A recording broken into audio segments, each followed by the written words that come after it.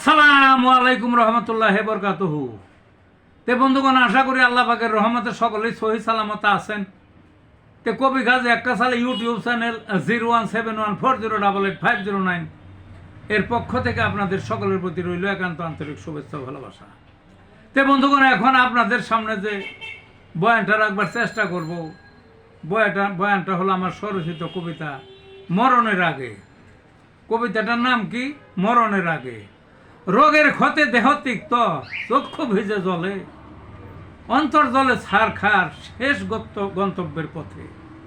চারিধারে সরষে ফুল,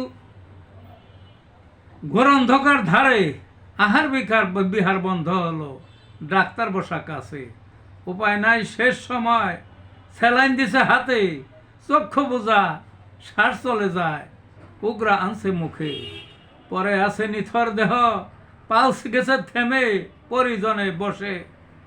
পরিজনে পাশে বসা, ব্যথায় কাতর সবে, আত্মীয়রা আসছে ছুটে, পাড়ার লোকে পাশে, শেষবার দেখার জন্য ভিড় করেছে ঘরে, হঠাৎ করে চক্ষু বন্ধ, মুখটা হা করে, সারা দেহে ছটফটানি, জীবন গেল চলে।